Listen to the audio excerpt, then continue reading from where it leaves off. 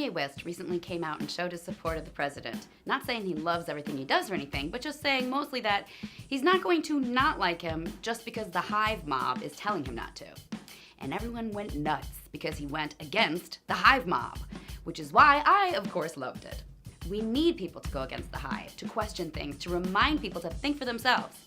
And the fact that to do so now means showing support for the president reminds me of something South Park creator Trey said a while ago when he went on Charlie Rose's show.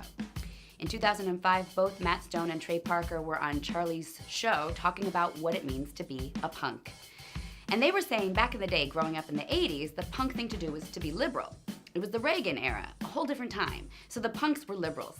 And there were lots of them. In music and in movies, they were saying things that were unpopular, like punks do. But then Matt and Trey said they moved to LA, and all of a sudden the punk thing to do was to be Republican, because everyone else in LA is a hive mind liberal. That's literally what Trey said. The only way to be punk rock in LA is to be a Republican. And so they used to go to parties and just say, "Hi, I love George Bush and I love my gun," just to mess with people.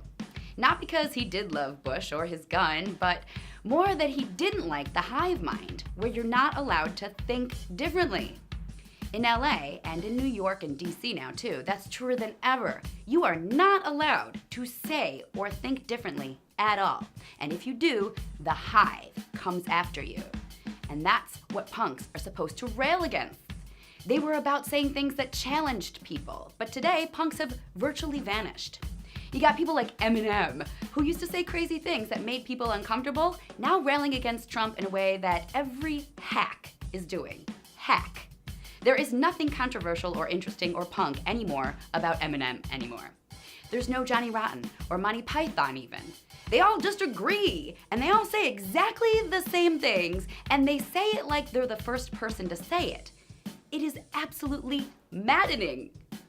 So while I'm not a huge Kanye fan or anything, I'm certainly glad to see someone, anyone, stand up to the hive, like Matt and Trey did back in 2005. Because the hive mob is out of control, and we need more punks with the guts to stand up and say, "Hey, think for yourself." We need that now more than ever.